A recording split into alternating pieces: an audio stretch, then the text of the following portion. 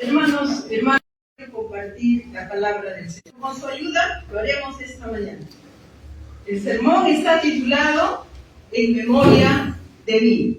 Y he basado en dos pasajes bíblicos. El del Antiguo Testamento, Éxodo 12, del 1 al 14, y Lucas 22, del 14 al 23. En esta semana estaba pensando cuán importante es tener memoria, y en especial de un ser querido que haya fallecido. Y cómo su memoria de esta persona puede influir positivamente en las acciones y en las perspectivas de ellas. Esto me lleva a recordar la historia de dos hermanos que sepultaron con mucha congoja a su madre. Uno de ellos, con mayor solvencia económica, llamó al menor y le dijo: en memoria de nuestra madre, permíteme darte este donativo. La cantidad fue considerable, era dinero. Pero este hermano mayor no tenía ninguna obligación de hacerlo, pues ambos habían cuidado de la madre anciana. La memoria de la madre impulsó a este hermano mayor a producir un gesto dadivoso. Así pues, la memoria de una persona querida puede producir en algunos emociones y acciones positivas. Por eso esta mañana queremos pensar en la importancia de tener memoria. Y para eso tenemos que ir al libro de Éxodo 12:14, no es necesario que lo busquen. Éxodo 12:14, cuando se está instituyendo la Pascua en el Antiguo Testamento, hay una pregunta que podemos pensar y nos dicen: este día deberán recordarlo y celebrarlo. Es el mandato. Cabe la pregunta: ¿qué deberían de recordar? ¿En qué tenían que pensar? Tenían que pensar en la historia del Éxodo, de cómo los israelitas fueron librados del faraón opresor.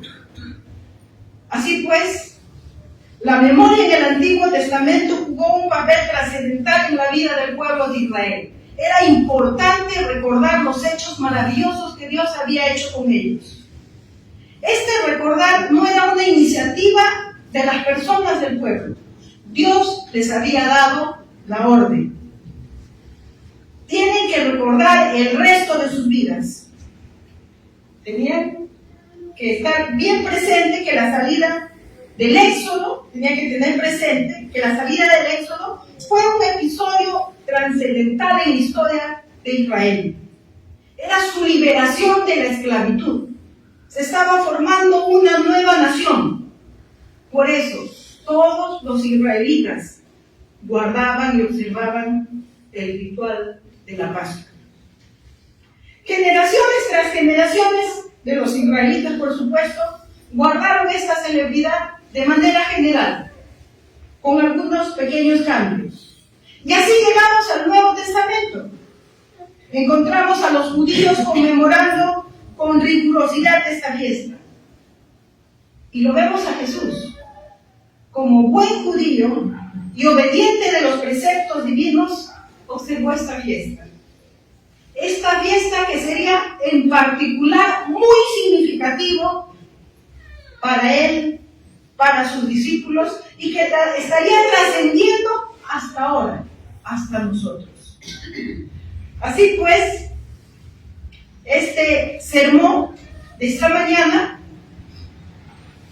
lo vamos a presentar considerando dos asuntos, que lo he llamado así: la memoria de la antigua Pascua y la memoria de la nueva Pascua. Pensemos pues en la memoria de la antigua Pascua. Y vamos a hacer un paralelo entre Lucas y Éxodo. Lucas 22:1 menciona: se aproximaba la fiesta de los panes sin levadura, llamada la Pascua. proximidad de esta celebración de la Pascua, los evangelios se van a encargar a detallar el cuidado y la organización que tuvo Jesús para guardar esta Pascua. Dio instrucciones precisas y detalladas a dos de ellos, a Pedro y a Juan. Esta Pascua tenía que salir, esta celebración de esta Pascua tenía que salir bien.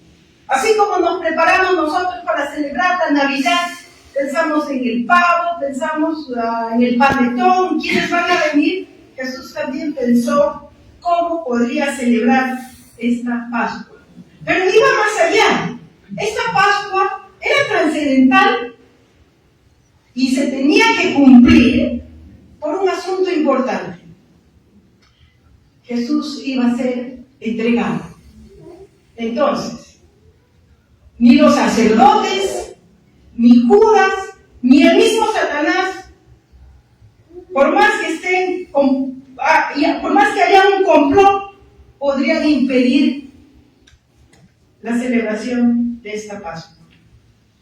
En Lucas 22:9 encontramos a Pedro y a Juan preguntando a Jesús: ¿dónde quieres que la preparemos? Jesús les da instrucciones. Al entrar encontrarán un hombre que lleva un cántaro y que tiene que decir al dueño de la casa: ¿dónde está la sala en la que voy a comer la Pascua con mis discípulos? Definitivamente, con esta pregunta nos hace pensar que Jesús planificó, organizó y lo tenía muy bien arreglado esta celebración, como ya se ha dicho. Lucas 22:14 también nos menciona que Jesús está reunido con sus discípulos. Éxodo 12:3 y 4 nos dice: hablad a toda la congregación de Israel diciendo: en el día 10 de este mes, tómese cada uno un cordero según las familias de los padres, un cordero por familia. Mas si la familia fuere tan pequeña que no baste para comer el cordero, entonces él y su vecino inmediato a su casa tomarán uno según el número de las personas, conforme al comer de cada hombre. Haréis la cuenta sobre el cordero. Un cordero por familia, o un cordero para 2 o 3 familias. ¿Qué pasaría en este tiempo donde las familias somos cortas, no? 3, 4, en este tiempo tendríamos que juntarnos con otro. Como ustedes pueden pensar, una familia de 3 o 4 en la celebración de Navidad, creo que nadie pasa solos. Pensamos con los suegros, con la mamá, con el papá, con los hermanos, con los cuñados, y hacemos una celebración comunitaria. La ordenanza estaba dirigida a celebrar esta fiesta no de manera individual, no de manera personal, era comunitaria. Y hermanos, hoy también estamos reunidos alrededor de la mesa del Señor para celebrar su cena de manera comunitaria. Lucas, el Evangelio de Lucas, nos muestra al menos 2 elementos de la cena de esa noche. Versículo 17 dice: tomó la copa. Versículo 19, tomó pan. Con respecto a los elementos de la antigua Pascua, podemos recurrir a Éxodo 12:8. Y dice así: y aquella noche comerán la carne asada al fuego, y sin panes, y panes sin levadura, con hierbas amargas lo comerán.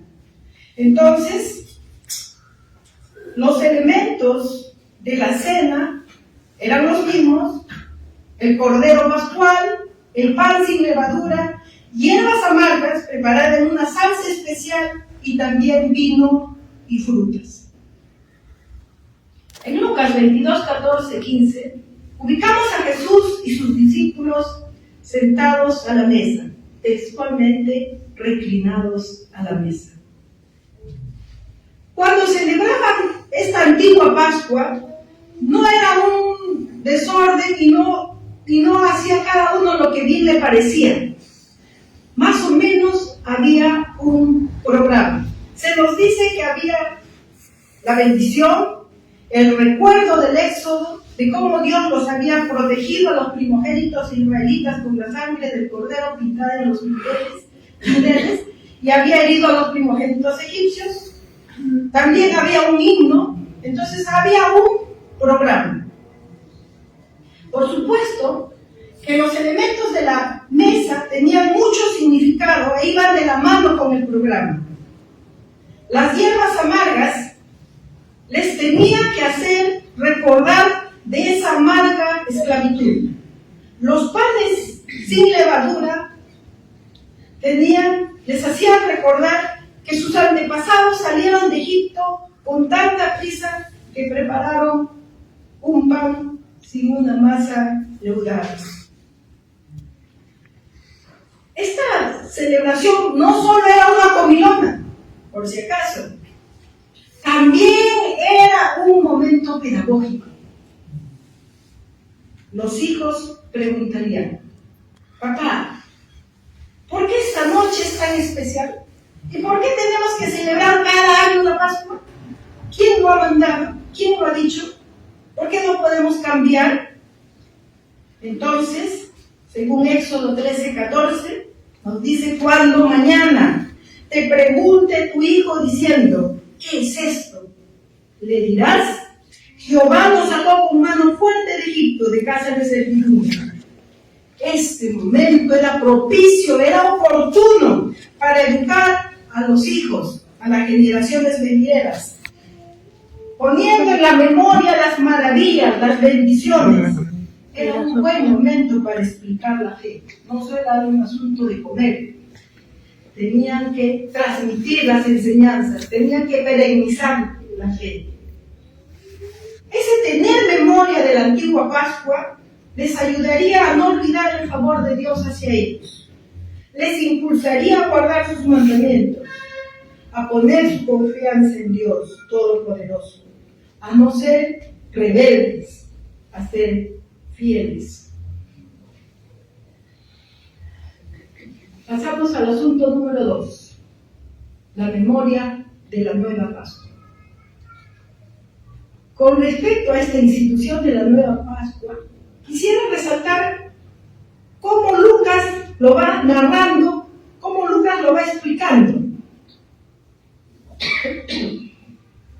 Por ejemplo, en Lucas 22:1, se aproximaba la fiesta de los panes sin levadura, llamada la Pascua. Lucas 22:7, cuando llegó el día de los panes sin levadura. 22:14, cuando llegó la hora. Nuevamente, se aproximaba la fiesta de los panes, cuando llegó el día y cuando llegó la hora. ¿Qué se puede notar? Un recuento, hay una espera, hay una expectativa de esa celebración. Quizás puede ser propicio para nosotros preguntarnos esta mañana: ¿con cuánta expectativa hemos venido al culto? ¿Con cuánta expectativa hemos venido a la cena del Señor? O quizás algunos hemos venido apurados, nos sentamos, vemos la mesa, vemos vino, pan y decimos: verdad, hoy día había cena. El culto será más largo. Y ahora el pollo se enfría.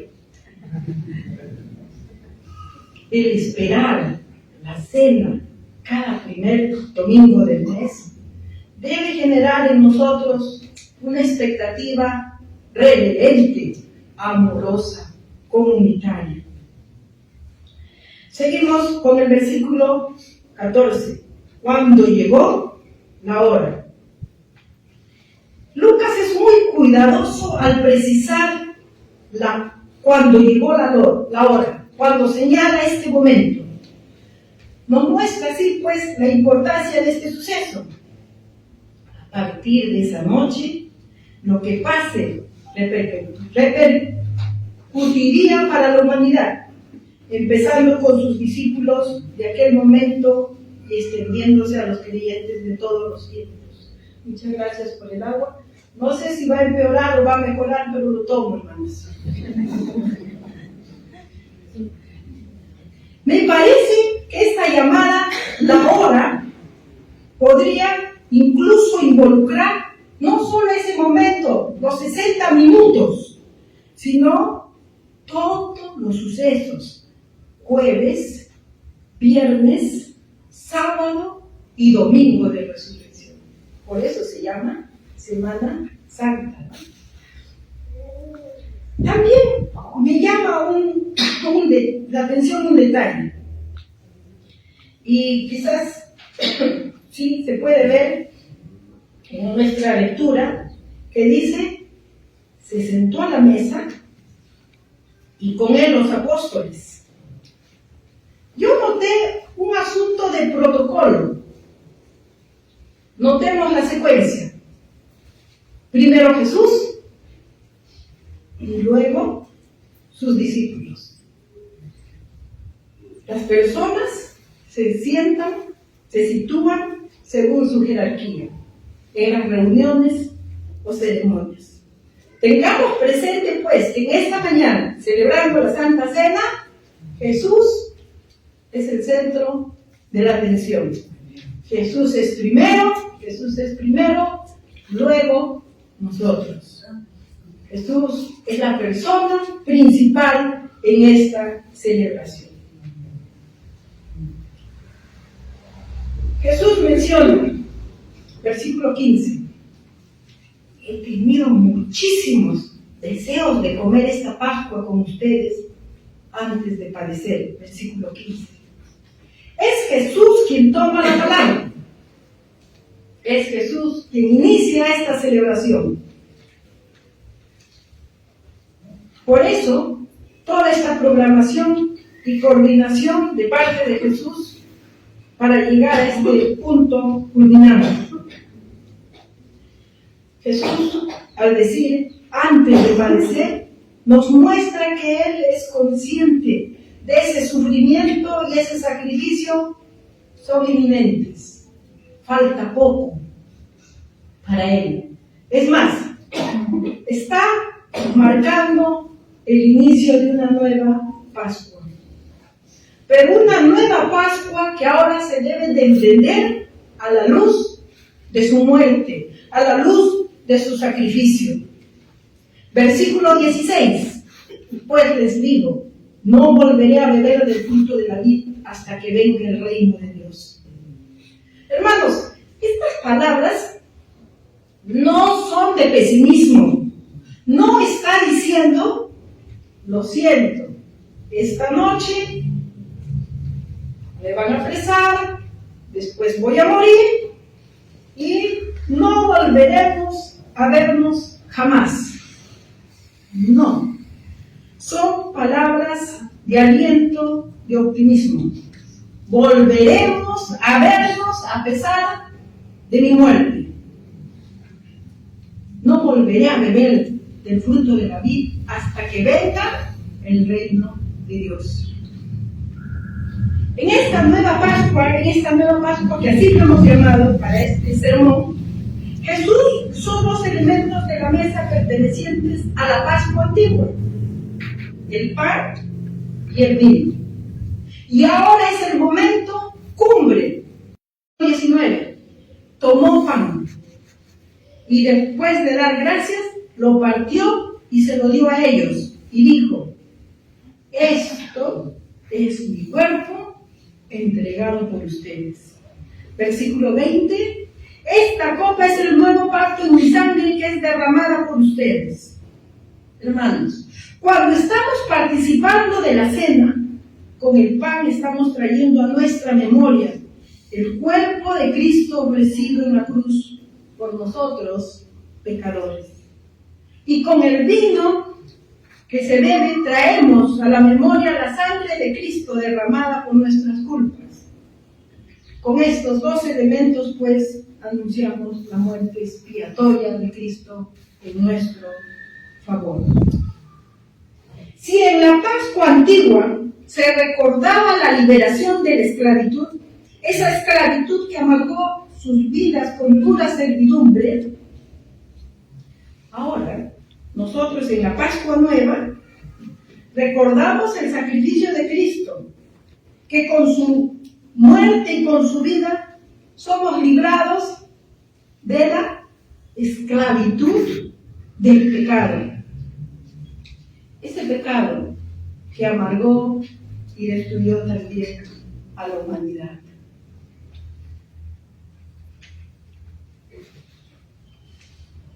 En la Pascua antigua, el Cordero Pascual era sacrificado para recordar cómo Dios los libró a los primogénitos de la muerte. Ahora, en la Pascua Nueva, nosotros recordamos a otro Cordero, al Cordero Pascual. Juan 1:29 lo dijo: he aquí el Cordero de Dios que quita el pecado del mundo. Este Cordero que fue sacrificado en favor de los pecadores. Dios ahora, pues, gracias a la muerte de Cristo, nos libra del castigo de la muerte eterna. Versículo 19. Hagan esto en memoria de mí. Estas palabras, como ustedes se han dado cuenta, han inspirado el título de este sermón. Ahora la iglesia reunida, ya no tenemos que conmemorar y recordar el éxodo. Ya no sacrificamos un cordero. Nosotros conmemoramos la muerte de Cristo en nuestro favor. Y cuando hablamos de su muerte, necesariamente tenemos que recordar a la cruz. Por eso, la muerte de Cristo en la cruz es la parte central para la fe cristiana. Es un fundamento importante para nuestra fe. Al cumplir el mandato de nuestro Señor, celebrando la Santa Cena, miramos reconociendo ese acto salvador de nuestro Señor.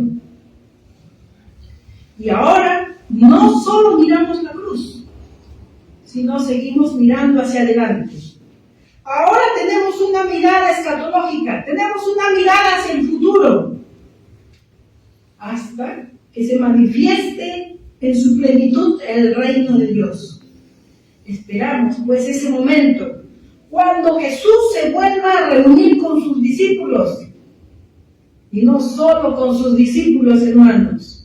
Por su gracia, también nosotros estemos ahí. Al conmemorar pues la cena en memoria de Cristo, estamos alentando la esperanza en su reino venidero. Hermanos, a manera de conclusión, quisiera manifestar lo siguiente: la antigua Pascua y la nueva Pascua encuentran su realización perfecta en la persona y obra de Jesucristo. Una se une con la otra. Y se llama antigua porque ya cumplió su propósito de anunciar al Mesías. Y lo llamamos Nueva Pascua porque nos muestra claramente cuál es esa obra del Mesías. También debemos decir: tener memoria de la entrega de Cristo en la cruz debe producir en nosotros sus favorecidos, gratitud, amor. Y quiero esta mañana desafiarlos, así como ese hermano mayor, el recuerdo de la mamá produjo una acción. Ahora que nosotros recordamos a Jesucristo, debe también producirnos acciones. Y ojo, no estoy pidiendo dinero por ese caso. Debemos manifestar gratitud y amor hacia la persona de Cristo. Cada uno, el desafío está hecho. ¿Cómo yo puedo manifestar ese amor y esa gratitud a Cristo, quien dio su vida por nosotros? Ese es un desafío, hermanos, esta mañana. Y por último, tener memoria de la entrega de Cristo en la cruz, también debe producirnos esperanza. A pesar de las múltiples situaciones por las cuales podamos pasar, enfrentar esta mañana. Yo no sé cuál es tu congoja, cuál es tu preocupación. Enfermedad, luto, alguna escasez, quizás alguna decepción, no lo sé. Pero esta mañana podemos tener, a pesar de esas circunstancias, una mirada optimista. Anhelamos pues la comunión, cuando esa plena comunión que tendremos con nuestro Señor. Así que alentémonos, pues nos espera un futuro glorioso al lado de nuestro Salvador. Que el Señor los bendiga, hermanos. Muchas gracias.